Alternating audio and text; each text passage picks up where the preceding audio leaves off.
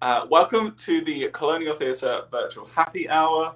Happy Friday, everybody. It's great to see some people here and people joining us throughout the happy hour. It's been a week, hasn't it? Sup? It's been a week, but I'm happy for you to all be joining us here. We're going to have, as usual, some great conversation, some movie trivia, and some cocktails as well. I've got a really refreshing one for you today, which we'll leave the details of after the happy hour, that you can copy and emulate while you watch Pee-wee or any other Tim Burton classics. So we're going to be talking some Tim Burton, we're going to be talking some Pee-wee, which we are going to be showing at the Colonial from today onwards until Thursday, I believe. We're going to be showing that Pee-wee's Big Adventure, so we want people to come out and see that. I'm going to introduce our guest for today. She is your reigning Miss Blobfest Universe 2020. It is Mellisa Tapley, everyone. Hello. I can hear you. Woo. Yay, hi. Listen, it wouldn't be a virtual happy hour with yet another technical issue. Oh yeah, that's life. How are you life doing? online. Exactly. It's Friday. How's quarantine for you? What's that? How's quarantine been for you? Oh, not bad. I mean, you know, we got a new puppy just before everything happened, so that kept life pretty interesting and fun. Even when you wake up in a bad mood, it's like, oh, there's a puppy. that keeps you on your toes and entertained, I imagine. Yeah, absolutely, for sure. Have fun. Yeah. Have fun. What kind of dog is it? She is a mini golden doodle. So she's part poodle, mini poodle, and part golden retriever. That's just like the biggest ball of fun energy. Yes, and the biggest ball of fur. She needs to get a haircut. See, that's when you lose me. That's where you lose me.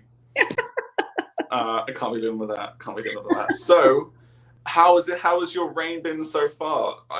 What are you drinking first before we get onto that? I actually just finished iced tea because it's hot.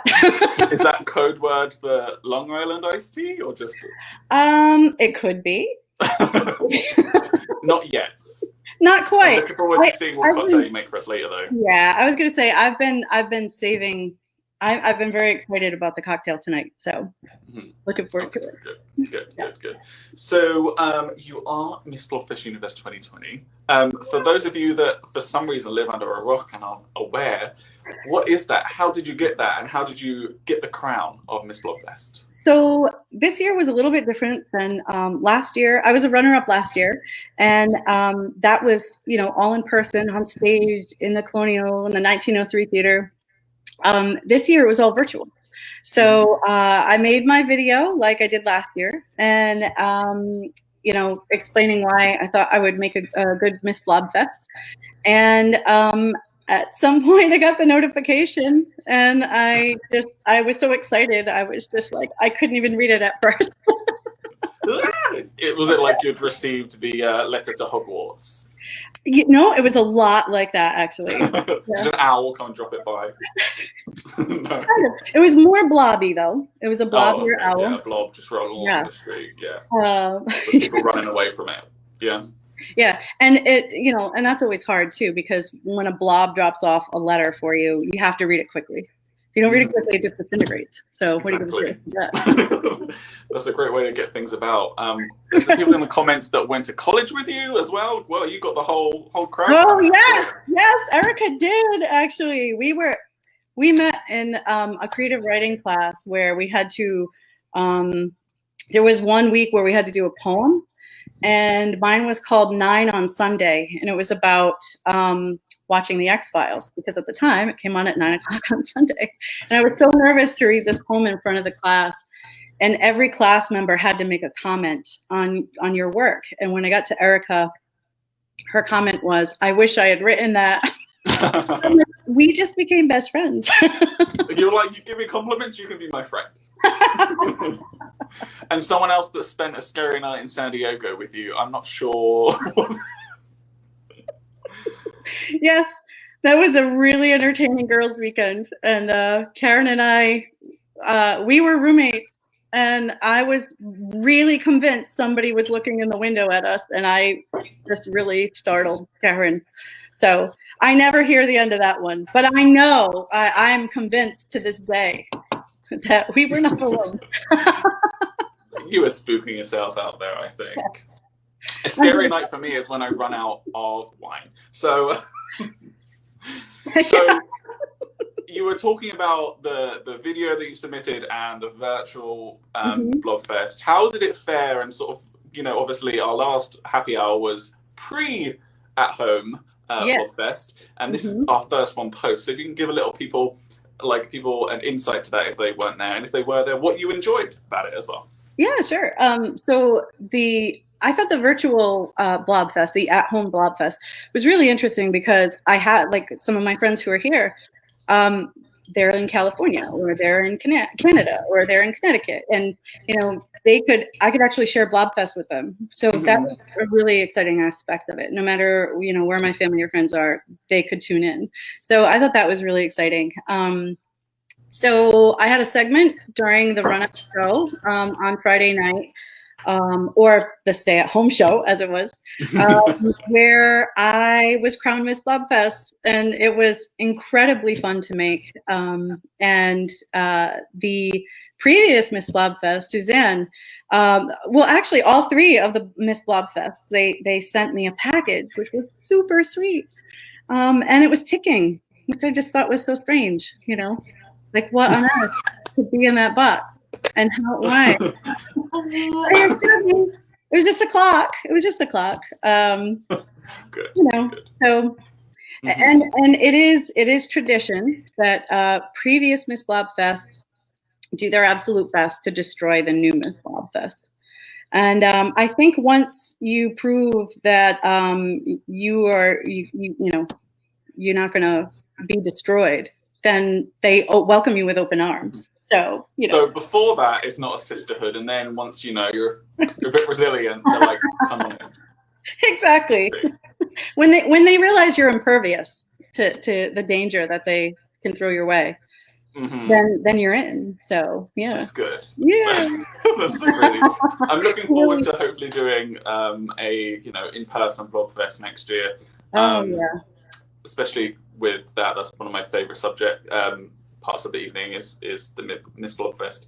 But I think that one of the great things about this year was, like you said, it was so accessible to everyone. Like I love that we had people from the UK, we had people from Canada, we had people from the West Coast partaking, and that's great that we had more people. The Blob was, taking over. So worldwide, right? So it's just awesome, and I feel like the essence of Blobfest was captured really well. And I think that came across online really well. So I have friends now who say, I want to come for it next year. Like, I hope I can get out there in the next few years. So I think it's great. Like, I would love to have, a whole slew of people come and experience it, because it really is unlike any other event. I've gone to a lot of conventions and events, like fan things, and there's just something super special about Blobfest. It really is. Yeah, they should start their way now and try to start finding parking now, and then they should be able to get there in time. Yeah. Somebody actually asked me, so is Miss Blobfest, do you actually get a parking space now, like your own parking space in Phoenixville? And I said, if that were the case, I think a lot more people would be trying out for my crown. Yes, and I think no one gets their own parking space in Phoenixville. No. Not even Mayor Peter. You have to be really lucky, that's all. Time perfectly, It's all about luckiness. So obviously, I'm a little bit dressed up today. I don't usually wear this to, live stream in my spare bedroom. No, you don't wear bow ties everywhere, No, this must be the first time that I've worn a bow tie in literally so long. I didn't have a red one like Pee-wee, so I have one with red polka dot dots. Oh, I can see them now. Yeah. I tried. That's I didn't iron my shirt, but we're right. That's what wrinkle release spray is for. I don't iron. Yes, non-spawn. So this upcoming week we are showing Pee-wee's Big Adventure, which is it's a film by Tim Burton. It's a cult classic, I think. Absolutely. We are showing it in our normal range of films. And I heard that you're a big fan of the film. So you are. So for people that haven't seen it, sort of give a little bit of an idea of what it's like, and then tell me what you love about it. So First thing you need to know is it is just a strange and whimsical film. Like I've been watching this since I was a kid. It was like, and I'm showing my age here, but it used to be the number one thing that I'd want to rent. We went to the video store. That was my number one. If they didn't have I was still part of that generation. You know, it's all good. It's all good. But, I mean, I was being pushed in the stroller, but. I was just begging, please, can I get this DVD? Well, it actually wasn't a DVD. Please, can I get this VHS? So, yeah, it's about Pee Wee Herman and his beloved bicycle. And he has this grand adventure because he finds that his bike is stolen. And it sounds like a really simple, really straightforward story, but it goes in such a crazy roundabout fashion, and there are amazing characters. And I feel like it is such a gem of a movie because it's so funny, and there are just little creepy aspects to it that really hooked me as a kid. And I have never, it's just one of those movies that I will put on when it's got an excellent soundtrack. So like when you put it on, you don't even have to just sit and watch it the whole time. It could just be on and the volume up while you're doing things around the house. And it just makes my day. I've never outgrown Pee-wee's Big Adventure. And it's funny because even watching Pee-wee's Playhouse recently, I'm like, yeah, I think Pee-wee is like, that's where I kind of get my aesthetic from. I just have like all my things like everywhere, like Pee-wee. Yeah. Pee-wee's house is a dream house. Like if you haven't seen the movie, it's fantastic. So his bike is stolen, and he has to go on this whole excursion in an effort to find it. And it's just a really amazing little story. I was thinking about it today, and I was thinking like how it probably couldn't be made today, because I feel like when anyone gets their bike stolen, it's usually sorted on a Facebook group. So it's, you're like, oh, here's my stolen bike. Here it is, trashed in this woods. So, you know, no Large Marge. There's no Epic Odyssey. Yeah, no Large Marge, right? No Amazing Larry. You know, oh, there's so many people in that movie that I love. No Simone, you know. I know that in like countdowns of lists of scariest moments, it's always the Large Marge eyes. So if you have seen it, you know. If you haven't, brace yourself. Right. I remember in that scene as a kid, so you have the Large Marge scene, and then Pee-wee arrives at a diner. And the next person he speaks to starts to tell a story. And I just remember the first time watching it, I still remember the feeling of just like bracing myself, like, oh my word, it's going to happen again. It's just such a great movie. It has so many moments like that like you just quote over and over, or I know I do. I used to tell, when we first discovered the Colonial, I used to tell my family all the time, someday I'm going to sponsor this movie, and I'm going to sit front row, and I'm going to say every line with the movie. Nobody can tell me to stop because I'll have sponsored the movie. We'll have to do that. So yeah, we'll be like, oh, this is the Miss Blobfest viewing. Everybody, she's going to talk, just so you know. Any popcorn that gets thrown at me during that, I promise I'll clean it up. I promise. Yeah, yeah, exactly. It's socially distant, right? I don't know. That's so funny. So it's funny that you're wearing what you're wearing today, and I'm wearing what I'm wearing because I am a big Tim Burton film fan. So obviously, Pee-wee's Big Adventure is directed by Tim Burton, the director. And you're wearing, you were saying Pee-wee is your fave. You're wearing similar colors to my favorite Tim Burton film, which is Beetlejuice. Yes. I figured as much. Beetlejuice is right up there with Pee-wee. I listen to the soundtrack all the time. And again, it's one of those movies I can put on and it just absolutely cheers you up and makes your day. The quotes, the music, and of course the music is all Danny Elfman. Yes. So we have to mention his brilliance because he's just one in a million, really. And Beetlejuice is just the best. Oh, I've said it twice. What happens if it's said again? So what scene is your dress the same like? I mean, It's fine. It's fine.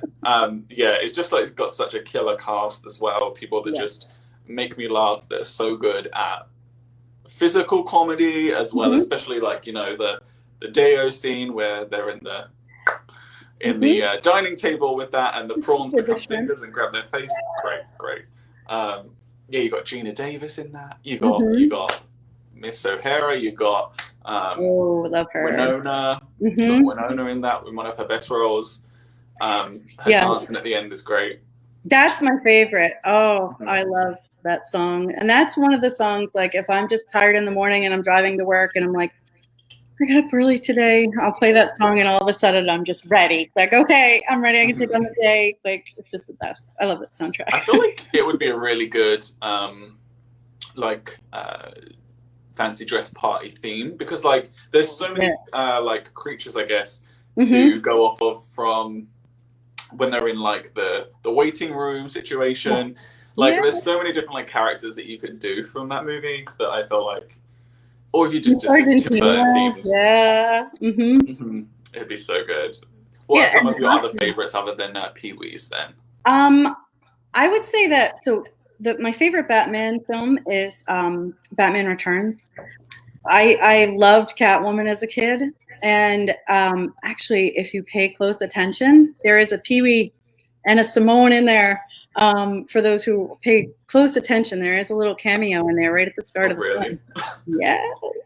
So that's really fun. But so I love Batman Returns. I love The Nightmare Before Christmas. There's just Nightmare Before Christmas goodies all around my house. That's one of my favorites that you can start, you know, in September and just run straight through to January. It's just the absolute best. It's a seasonal film. It is. It's fabulous. What else? I love Corpse Bride. That's a really underrated one, I think. It is super underrated. It's another one that has a really beautiful soundtrack. The songs in it, like, I just want to sing along with it all the time. I've had to remake the Corpse Bride's costume several times for my youngest daughter because he would outgrow it and then want to be that again for Halloween or a Comic-Con or something. So that's a big favorite in our house. Mars Attacks is always fun. That's another great costume with the blonde wig. Yeah, I've got one half of it already. I would love to make that a costume someday. But you got to do the walk as well that she does. That weird. Yeah. That's great. With the big hair, I would have to have more hair, I think. But you know, I mean, if I just teased it enough, who knows? Who knows what would happen? I know, yeah, it's so true what you're saying about all the soundtracks as well. Like, they're just. I rewatched Charlie and the Chocolate Factory, the Tim Burton version, and it was great. It still held up. Like, I think it does. That one's a little closer to the book, also. I mean, I feel like it's really hard to beat Gene Wilder's brilliance, but I really enjoy Tim Burton's version of that. And he did James and the Giant Peach also. If we're talking about book adaptations, he did James and the Giant Peach. If you really, there is a scene under the water, I believe, where James pulls, there's a pirate under there, a pirate skeleton, and it looks just like Jack Skellington from The Nightmare Before Christmas. And that was wait a minute. Before, you know, so it's like a little. That's familiar. I love how Tim Burton carries some of those things along, like. You know, we have Frankenweenie, and then we have Speck is in Pee-wee's Big Adventure, but then we have Zero and The Nightmare Before Christmas. Like, there are just several characters who have that little dog, and and same thing in The Corpse Bride. And it's almost like, you know, that little carryover. I just love the little in nods that he does. I think are fantastic. I was reading a theory somewhere that they're all the same, like, character or something, like they're all like connected. But I was like, okay, all right, it's getting a bit conspiracy theory for me. But I'll let you live your fantasy a little bit. It's like, I think it's a fun, like, nod to his other work, but I think that's like probably as far as it goes. Yeah, it's in the same universe, maybe. Who knows? Right. Marvel, watch out. Now, speaking of watching films, Mm-hmm. a little bit of a Colonial Theatre update for everybody. One of our new initiatives is actually allowing a household / a group of people to rent out our Berry Theatre. Now, that is our smallest theatre in sort of like the downstairs of the old bank building that houses 68 seats. And a great screen and sound system in there, and my favorite actual theatre because the chairs are the coziest, and it's just a great atmosphere in there. You can find out details for that both on our social media and on our website. It's a great thing to do if you want to get out of the house with your family, and you can basically see one of the films that we are showing with just your family and know that it's within that safe room. The details are in the comments right now, I believe. So you can see Pee-wee's Big Adventure in there as well, which would be great. I know that at one point you did do that as well. You were sort of our guinea pig for it before this kind of went down. Yeah, we actually, so my kids love movies, and my oldest, Autumn, she turned 16 in March 2nd, right before everything went bananas. So we actually snuck that in there right before, the pandemic happened, and it was a great experience. We had a group of her friends, and just like you said, the Berry Theater is great because it is a really intimate theater. It feels like a very classic kind of setting, and I love seeing movies in there because the sound, the music to the movies, like it's like part of the experience. You feel it. Yeah. I remember when we went down there for Autumn's birthday, the kids started to sit toward the back, and I'm like, no, you want to sit in the front of the theater. Like, if you can sit in the front of the theater, you definitely want to sit there because you really do. You feel it just makes it such a great experience. And we really enjoyed. We did that. It was on a Sunday, and it was just a really fabulous experience because we just had the whole thing to ourselves. We had the concessions before we went downstairs. It's just such an intimate, cozy theater, I think. And like you said, the seats are great. The seats are so great. I'm there just like, yes. Yeah, it's so great. One day I hope to host a happy hour in there in person. That would be so much fun. I would love that, yeah. Maybe in 2022. Who knows? Cross our fingers. One day soon. Yeah. So yeah, it's a great space, and like I said, details for that are on our website and in the comments. So I think, what do you think, that we should make some drinks? Ooh, yes. Yeah, I think it's a good idea. It's 5:25. We're ready, right? I mean, yeah, it's 5:25 somewhere here.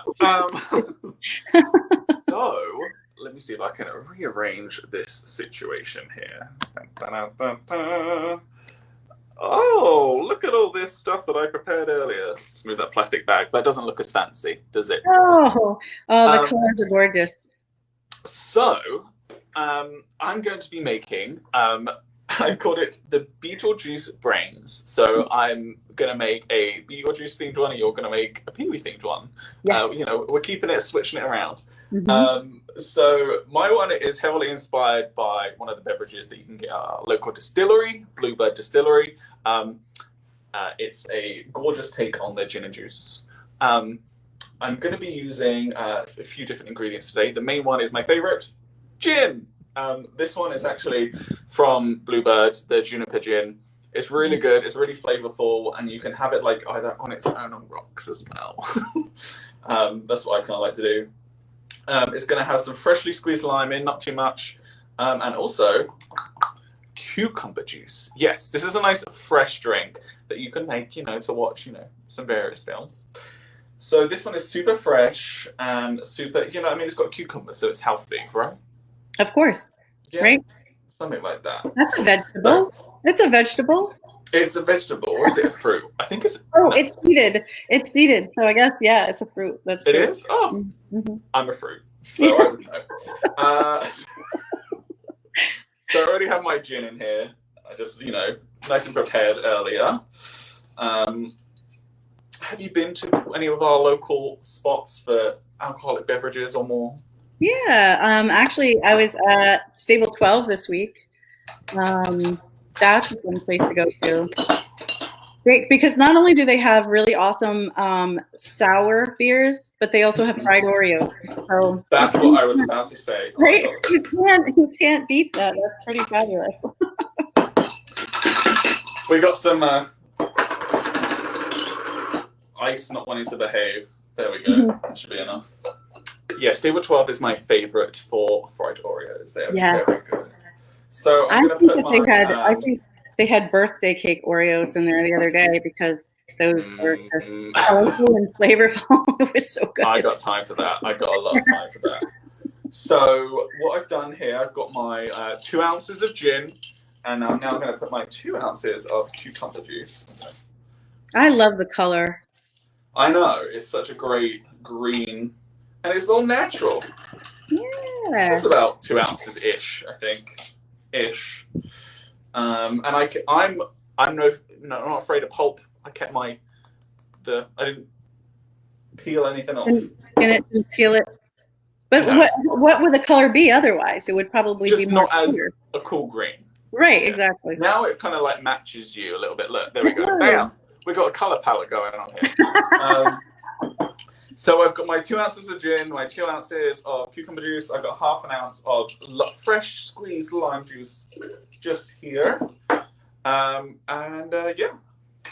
Now it's time to shake it. Shake, Sonora. Oh my God. Usually I'm there with the puns, but for some reason, how did I not think of that? There we go. Make sure it's on.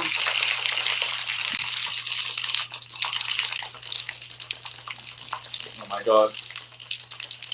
That sound is like Friday right there. I'm like, so now you can either pour over ice, or I'm being fancy and putting it in an up glass. Lovely.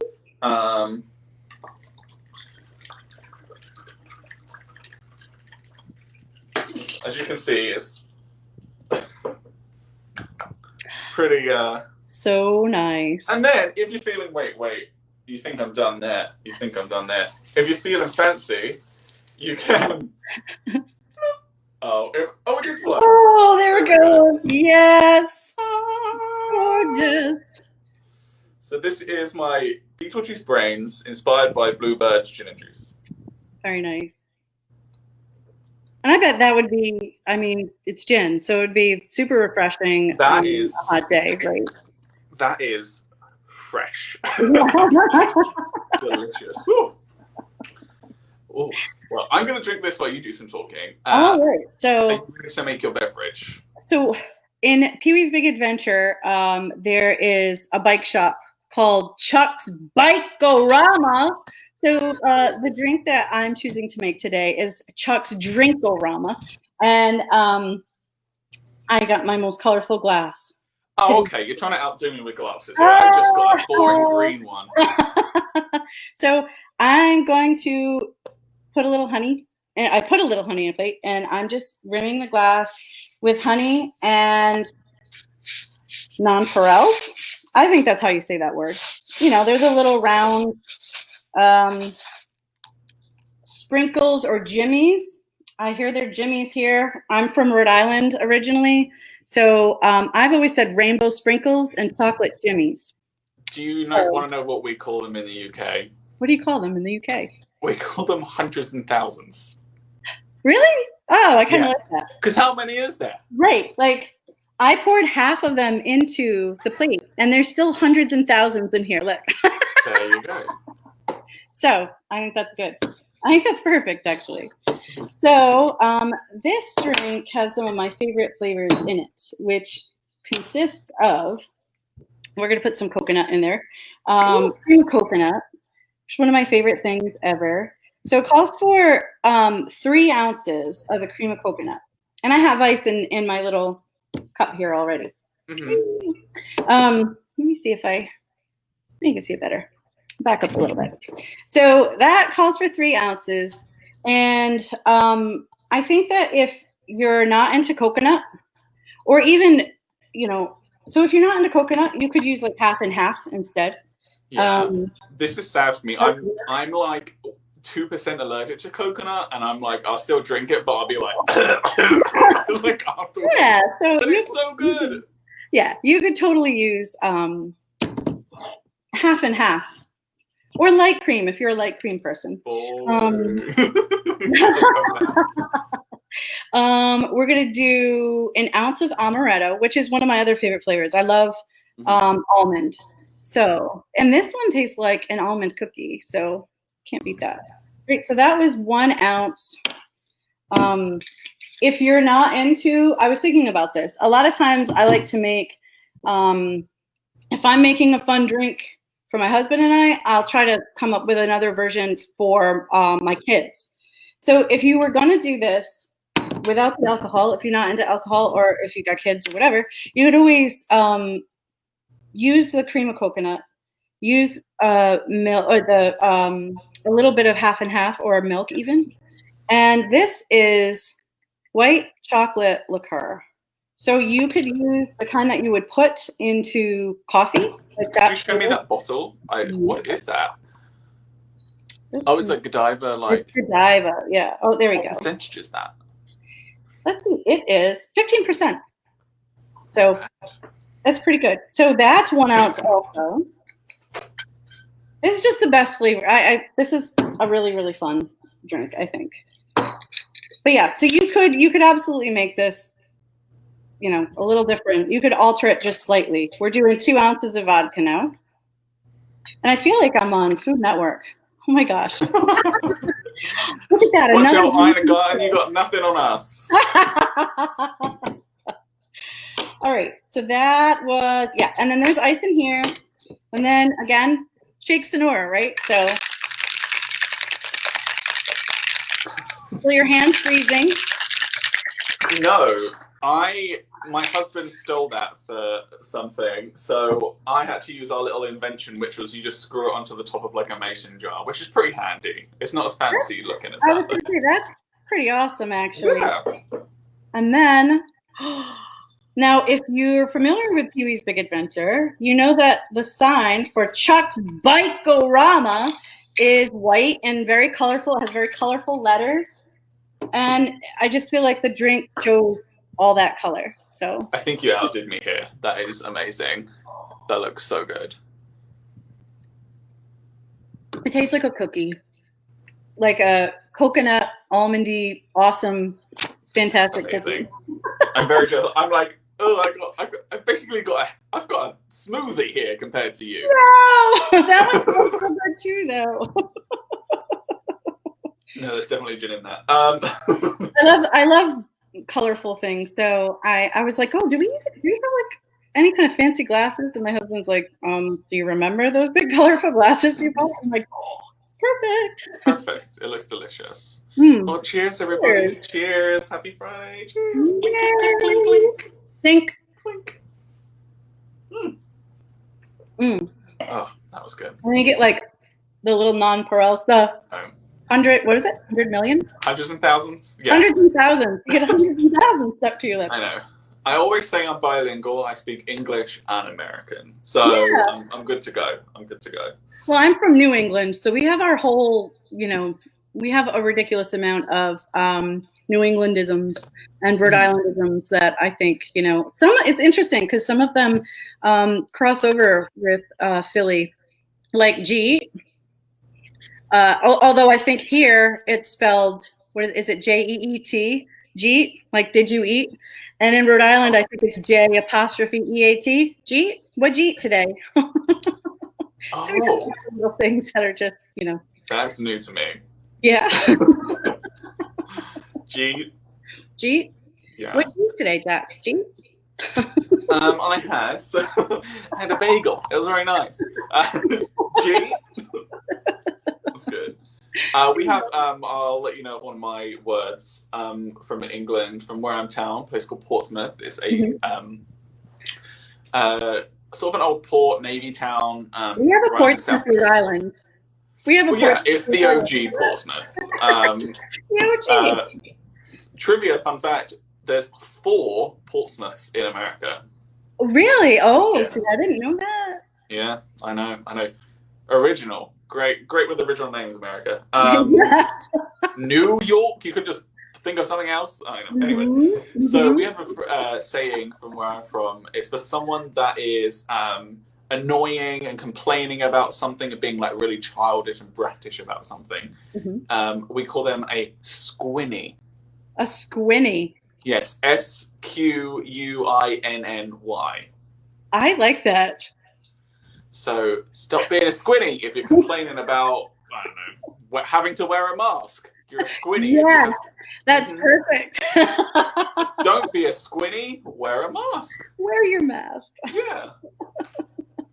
I think we need to give these people some trivia. What do you think? Let's do it. Yeah. So everyone, hi. Cheers. Thanks for the cheers and everything. Yay. Whose drink do you think looked best? That's what I want to know. Mine has actual fruit in it, or vegetable, or whatever we decided a cucumber was. Yeah, mine has like a fake, I don't know, it's coconut fruit. True, yeah, it's a nut. So. What is a nut? So we have 10 questions for you today. It is going to be Tim Burton themed trivia from all of his back catalogue of films. So we're going to ask the question, and all we need you to do is write what you think the answer is in the comments. It's as easy as that. You win the pride of that you got a question right. You know, yes. Take a sip. Take a sip. Yeah. If you get the question right. Okay. I'll start off with question number 1. Okay. So this one is about Pee-wee's Big Adventure. You know, seeing as that's what we kind of were talking about today. Because we have it at the Colonial. Did I mention that? We have it at the Colonial now. You can see showtimes on our Instagram stories, Facebook stories, or on our website. Ding. Ding. So the first question is, what year was Pee-wee's Big Adventure released? What do we think? Oh, there we go. Oh, there we go. So Tim Burton themed trivia. Oh, you can see the questions now, everyone. How exciting is that? Hey, this matches my hair too. This matches my hair too. That was question number 1. What year was Pee-wee's Big Adventure released? What do we think? We got some people saying 86, 85. It's the Battle of the Karens.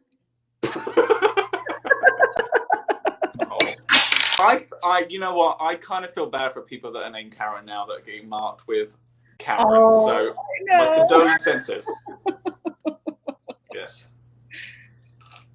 I hadn't even thought of that when I said that. Well, I've seen a few videos on Facebook that are Battle of the Karens. I'm like, oh, I love my Karens. So, so we think we got 87, 86, 89. Drumroll, please. The answer is 1985. Woo woo! Oh, that was my Karen.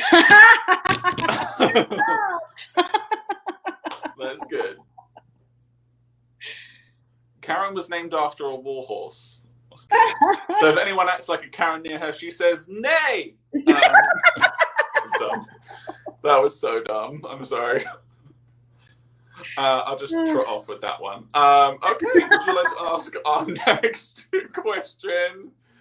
Oh, do I get to act this one? You do. Oh, so who is the actress from Home Alone who also starred in Beetlejuice? I believe we may have, you know, she's one of my favorites. Yeah, I think you did. You did. I didn't say her full name because I didn't want to give it away. Yeah. I didn't want to put that in people's minds. She was also the voice of Sally from Nightmare Before Christmas. Wait, let me see if I can do it. Come on! What about this one? Did that work? Did that work? Kid! You know, I love them. That's one of my favorite. I say that line from Beetlejuice all the time. She's like, do something about this, like that line. So we think Gina Davis. We think O'Hara. But we got the Karens. Oh, there we go. It was the same Karen. I'm getting confused now. Yes, it is Moira Rose herself, Catherine O'Hara. Okay, so I was talking to Mellisa earlier this week, everybody, and she has told me that she has not watched Schitt's Creek. So I need y'all, if you've seen it, to be like, you need to watch it because it's amazing. Yep. Mm-hmm. You were one of many to tell me I need to watch it. So exactly. I really need to get down to that now. Mm-hmm. And also, last Halloween, which I know you're a big fan of, which is 99 Days Till, I believe, our last Halloween party, when, you know, you could have people and interact with them, was a Schitt's Creek themed party. So everybody dressed up as one of the characters because they're all kind of eccentric. And I did dress as Moira Rose, which is the character Catherine O'Hara plays. Oh, nice. It was pretty good, I think. You know, I need to see the pictures, but now I really need to watch the show. Because if your entire Halloween party was themed that way, it's got to be fantastic. So, yeah, the next one's got to be Tim Burton themed. I've already decided. Yeah. Okay. This one. Oh, we're asking for two things with this one. It's question number 3. Okay, everyone. Well done if you got Catherine O'Hara, by the way. The next question is, at the Oscars, which 2 Tim Burton films were nominated for Best Animated Feature? At the Oscars, which 2 Tim Burton films were nominated for Best Animated Feature? Now, I'm going to give you a clue. Both of these films were animated. And I feel like they're both pretty underrated, actually. Oh, there goes my husband. Maybe I can get Mellisa to finally watch the show. He's been trying to get me to watch Joshua. Quarantine. I condone that message. Yes. It's great. An eccentric woman who's in love with wigs. She's amazing. So I think you'll love it. So at the Oscars, which 2 Tim Burton films were nominated for Best Feature? What do we think? I think you may have mentioned both of them earlier. I did, and while I'm sitting here, I'm like, oh, I have a hint, but I'll show it after. I'm realizing how much Tim Burton stuff is just kicking around my house. You're like, oh, here's some memorabilia here. You're like a flight attendant. You're like, here's some memorabilia, and the exit's over there. So Karen thinks The Night Before Christmas and Corpse Bride Bikini? What's the bikini got to do with that? Is that the sequel I haven't seen? I was going to say, that's a really underrated sequel, I think, because I haven't heard of it. I think she watched the wrong version there. And fun fact also, a few of you may be thinking Coraline. However, Coraline is not a Tim Burton film. I think the confusion comes in with that because Henry Selick actually directed The Nightmare Before Christmas, and Tim Burton, I believe, produced it. And I think he wrote it because it was based on a book. But Henry Selick was the director for Coraline. So when you see the box and it says, you know, from the director of Coraline, I think people automatically connect the two that way. But Henry Selick was actually the person who was the director for both of those films, I believe. There you go. I think we should put them out their misery for the 2 films. This one was the harder one, I will admit. Although you did say the answers. I've seen one of the answers there, but not the other one. The answers were Corpse Bride and Frankenweenie. Sparky is sitting right behind me this whole time. You have the dog from Frankenweenie. Oh, it's so cute. Yeah, they are. They're both pretty underrated, I think. You know. Okay, I'll let you ask question number 4. Ooh, this actually, I didn't mention this. This is one of my favorites. I know. I was thinking that as we were talking about this. Oh yeah, I thought this one was. Absolutely. Oh yeah, but we won't say what it is. So, Heads Will Roll was the tagline for which Tim Burton film? Which, if I recall correctly, came out November 17th. I'm trying to remember the date because I keep my movie tickets, so I still have the ticket stub from this movie. I'm surprised you didn't see it, 17 days before that. Right? Is that, right.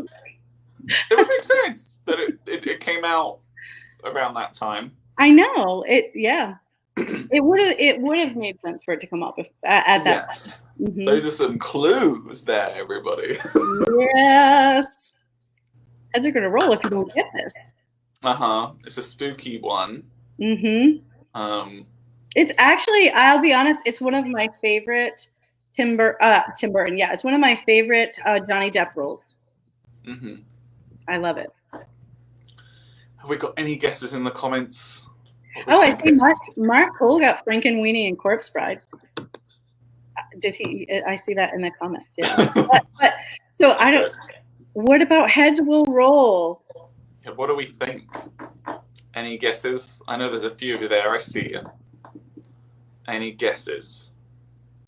So there was a cameo in this one from Christopher Lee. Oh, there was? Who did he play in this? I'm trying to think of what else could I say without giving it away? Without giving it away completely, yeah. Well, I think people are maybe not realizing that this film is by him. What do we think? Oh wait. Ding, ding, ding. Yes, it was at the Colonial last year. Look, I think it's, if you look up behind me. Have you got the really amazing poster for it? Yes, I do. There it is. Yeah, show the poster. The poster is, you probably can't see it right now. Can you see it? It is one of the best posters we've ever had. There it is. You can kind of see it up there. Oh yeah, the top right-ish. The top one. The name of the artist is escaping me right now. Do you recall their name? I feel like we might be able to post it in the comments if Colonial remembers. Right. Pepperidge Farm remembers. No, I don't know if it's on the poster. I can't see it from here. Yes, boom. John Salvino did it. Yes. Oh, it's absolutely one of my favorites. Listen, I remember seeing that poster and being like, so good. This year we had so many great posters, for the Fright Nights and the cult films. Like they just killed it. They really did. It's been really fantastic. I'm running out of wall space, but I'll make it work. Yeah, for those that don't know, for our cult and classic cult films and Fright Night films, we usually hire a artist who creates a poster for us. So we have a very unique poster for it, and it's really great to see everyone's interpretation of how they see the film. And with that one, it was great. And I also really loved the Gremlins one, which I think I saw on your wall also. Back there too. Yeah. Yes. Okay. And actually, so I'm on the Fright Night and cult film committee, and Pee-wee was one of the movies that I really wanted to show. So you got your wish. That it's coming. This is as many times as I've seen Pee-wee's Big Adventure, and I can't even imagine how many times it's been at this point, but I've never seen it on the big screen, so I'm just really excited to see it. Perfect. Well, you've got all week to do it. Yay! There you go. And bring your mask. Okay, we're going to move on now to question number 5. And question number 5 is, the good doctor actor Freddie Highmore plays which role in one of Tim Burton's films? Now, this one, I'm not even going to tell you the name of the film. I just want to know who Freddie Highmore, who is also known for playing the Good Doctor, played which role in one of Tim Burton's films. I wonder if anybody can get this one. I'm trying to think. Freddie Highmore is also... What else he's in? Yeah. He's in the Bates Motel, right? The TV show. I believe so. Yeah. I think he's Norman Bates in that.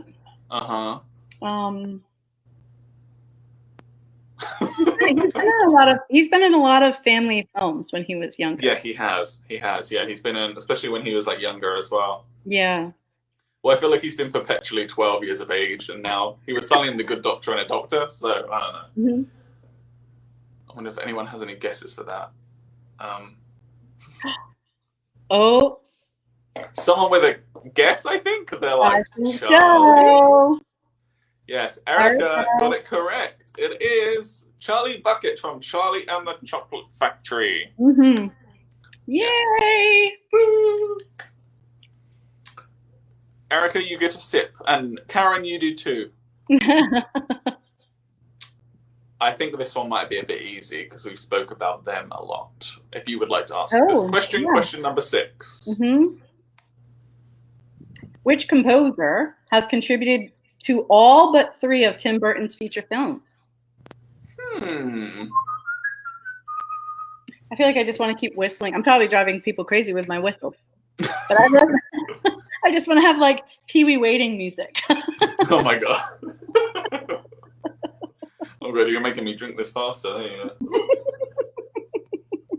Not whistling. Oh, Erica, I'm sorry. I'm sorry. Well, I don't know. What about Diet Coke? Do you have Diet Coke? Drink some tea really enthusiastically or something. Yes. I'm not sure. Or stand up really fast and be like, whoa, head rush. Something like that.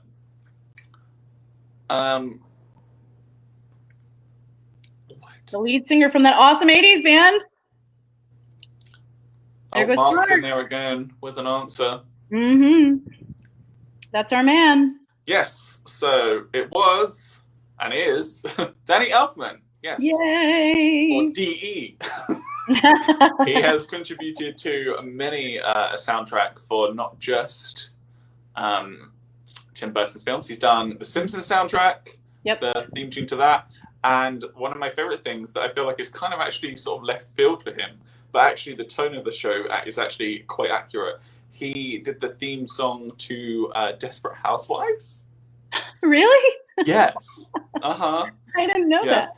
It goes through the theme, like the theme title cards, I guess is that what you call it? The intro. Mm-hmm. It goes through all these archetypes of women throughout the ages, from like Egypt to like now, and it goes through like Elizabeth Payton's and stuff.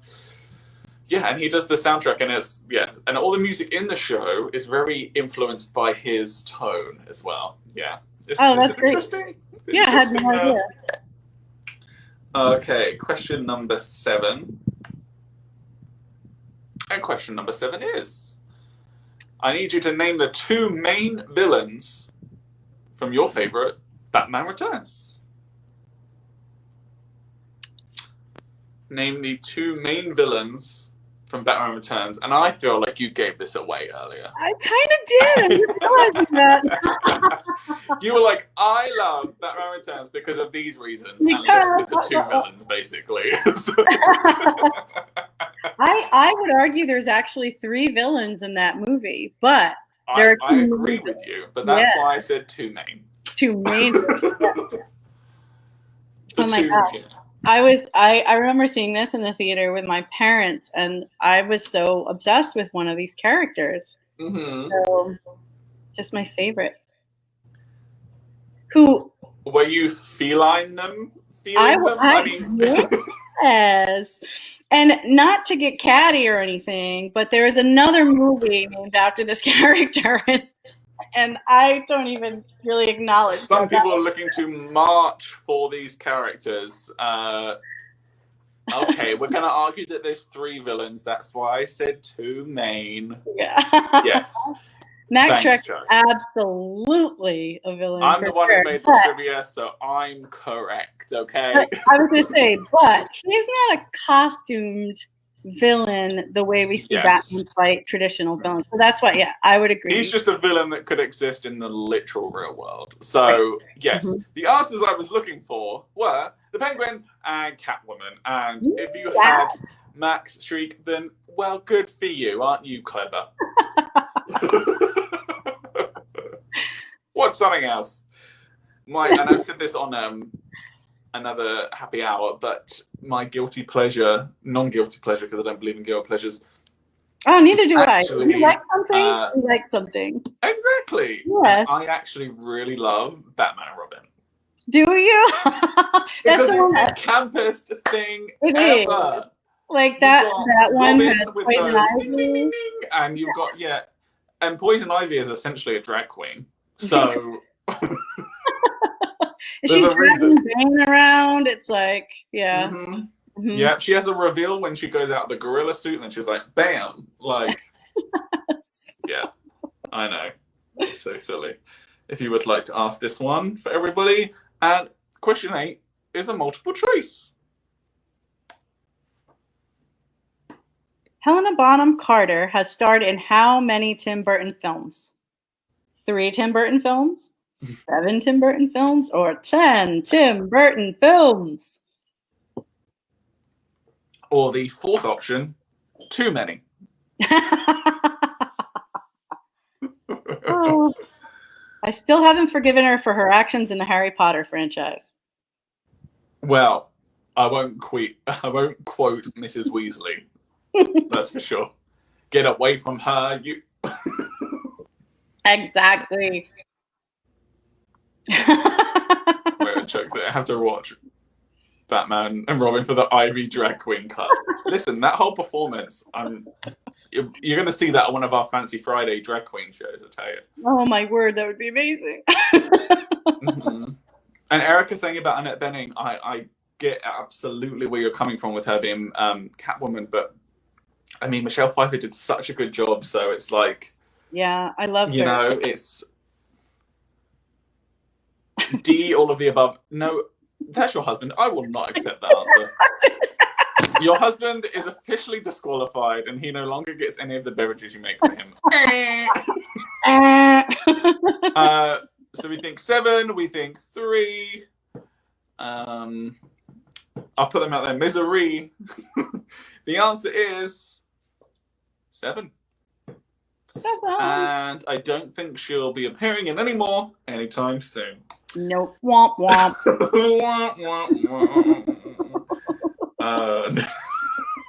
Okay, question number 9. We're nearly there. Question number 9 is, Tim directed the Dumbo live-action remake, but which other Disney classic is he currently remaking? So there is another Disney classic that is being remade, currently in production. Which is it? So he did Dumbo, and he also did Alice in Wonderland as well, but that's part animation, part live action. So that's a controversial situation there. Right. Because there is some CGI in there. But it's all on green screen, but then there's, I don't know. I thought Dumbo, like the movie itself, I thought the setting and the scenery, just the visuals are really beautiful. I think there's a lot of story there that, Dumbo, the original version of Dumbo is very, brief. It's a short film. They get to the point pretty quickly, but I feel like it was jam-packed in the movie, but I think it's worth watching. I think for the visuals alone, it's really beautiful, beautifully made. And Danny DeVito's in it, so he's amazing in it. We got some comments thinking The Little Mermaid. No, that's not correct, but that would be amazing. Yeah. I'm not sure if that has been assigned a director yet. Yeah, I was going to say, I know that is up and coming, but I'm not sure who's attached to it. I know that Ariel has been cast, and Ursula is in the mix of either being a drag queen or Lady Gaga, so it's like... and I know that, when Ursula goes in Little Mermaid into a human? Yes. So that role is called Vanessa, and she is being maybe played by Casey Musgraves, the country singer. Do you know her? Oh, really? Okay. I mean, she has the look, I think, more than she has the... Yeah. Yeah. So, yeah, I think that would be an interesting live-action remake. So it's not The Little Mermaid. This is a live-action remake that you may fawn over. You may invite your dear friends to watch this with you. Oh, shoot. Your puns are killing me. I would say that's a dad joke, but in your case, that's a mom joke. And that's dead funny. Yes, there we go. Right. Julie was like, I'm going to make these people just move on because these jokes are so bad. Yes. Beetlejuice. Oh my God, you said it for the third time. Uh-oh. It's on my record player right now. I could just hit the button. And Yes, so Bambi was the correct answer. Yes. Cue the Okay. If you could do the honors of asking our last question for us. Question number 10. Last question. In Tim's 2010 Alice in Wonderland, which actor voices the Jabberwocky? The Jabberwocky. The puns are punishment. Thank you so much for that.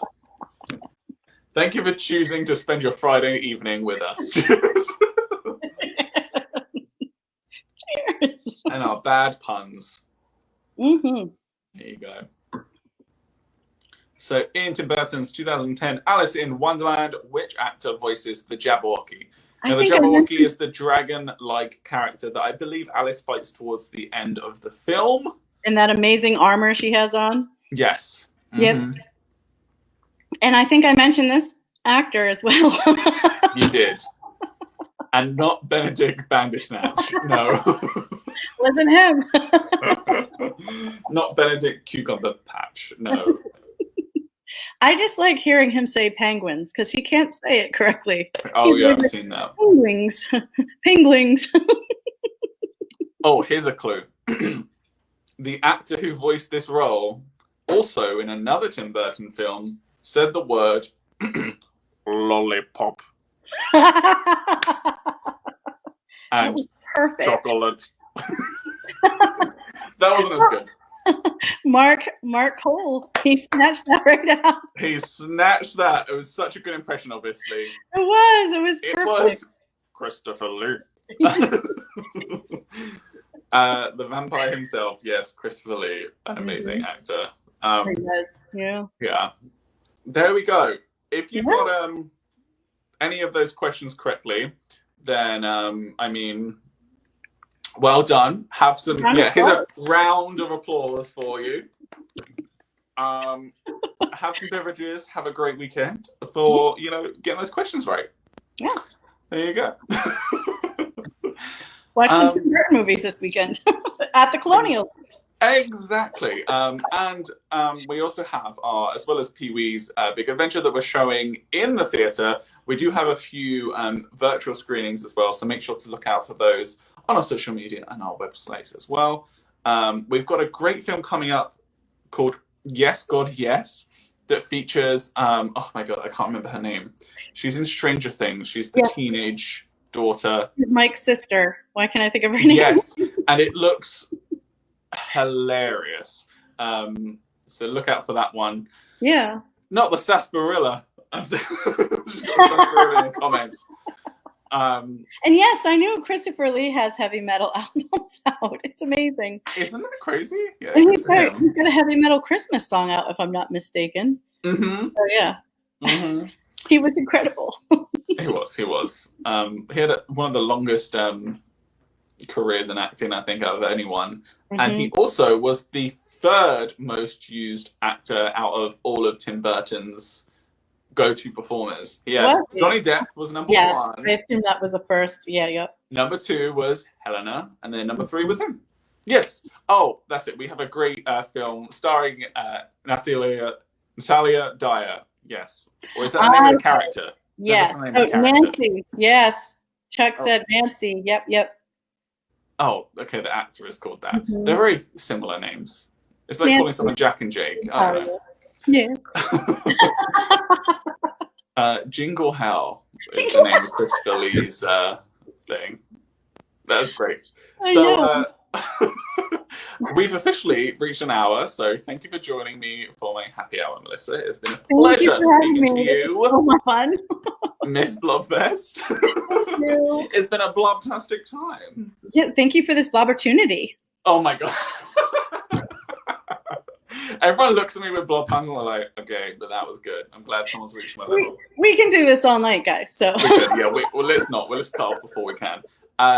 And like we said, Pee-wee's Big Adventure is in the theatre now, so please do check that out. If you're not a member already, you can become one. And have one of these shiny, nice member cards with all the benefits to concession discounts, as well as other members' benefits in town as well, at the local stores and the restaurants for discounts. So please look into that too. It's been a pleasure as always, everyone. Thanks again to Mellisa, and thank you for everybody to joining. Have a fabulous weekend. Bye, guys. Thank you so much. Bye.